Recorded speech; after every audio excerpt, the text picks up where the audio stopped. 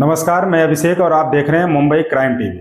आइए रुक करते हैं खबर की ओर। बीजेपी सांसद सुधांशु त्रिवेदी कहते हैं, उम्मीद थी कि सरकार 10 लाख रुपए तक की आय को टैक्स फ्री कर देगी, लेकिन सरकार ने उम्मीद से परे फैसला लिया और सीमा को पार करते हुए 12 लाख रुपए कर दिया। मुझे लगता है कि दिल्ली ऐसा राज्य है, इस फैसले से सबसे ज्यादा फायदा दिल्ली को होने वाला है, क्योंकि दिल्ली में ITR दाखिल करने वालों में से लगभग 85% आबादी मध्यम वर्ग की है, यानी उनकी आय 12 लाख रुपए से कम है। दिल्ली के 85% करदाताओं को आयकर नहीं देना होगा। ये था कि 10 लाख तक की आय वालों को income tax, personal income tax से छूट मिलेगी, वो 12 लाख तक करने का निर्णय जो सरकार ने लिया है, मुझे लगता है यदि किसी एक राज्य को इसका सर्वाधिक लाभ होने जा रहा है तो वो दिल्ली है। 1 करोड़ के लगभग यहां मध्य वर्ग है और जहां तक इनकम टैक्स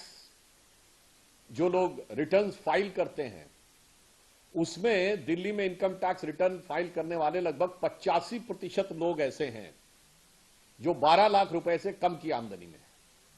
अर्थात जो लोग इनकम टैक्स रिटर्न फाइल करते हैं दिल्ली में, जो इनकम टैक्स पे करते हैं, उनमें से 85% लोगों की, शायद 36 लाख का, 35 पॉइंट कुछ लाख का डाटा है, जिसमें 30 पॉइंट समथिंग है जो 12 लाख रुपए से कम की आयु के हैं। अर्थात दिल्ली के 85% करदाताओं को अब लगभग कोई भी टैक्स नहीं देना पड़ेगा।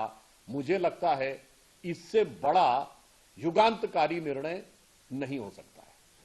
अब इसके अतिरिक्त जो दिल्ली को प्रभावित करने वाली चीजें हैं, उसमें अगर आप देखें तो जो टैक्स डिडक्शन एट सोर्स था, जिसको हम TDS कहते हैं सामान्य भाषा में, वो 50,000 रुपए के ऊपर होता था, अब 1 लाख रुपए। यानी अब बैंक में आपका पैसा जमा है और उसका ब्याज पहले 50,000 रुपए से ऊपर होने पर उसमें automatic tax deduction at source होता था, अब 1 लाख रुपए होगा। इस खबर में बस इतना ही। बने रहिए मुंबई क्राइम टीवी के साथ।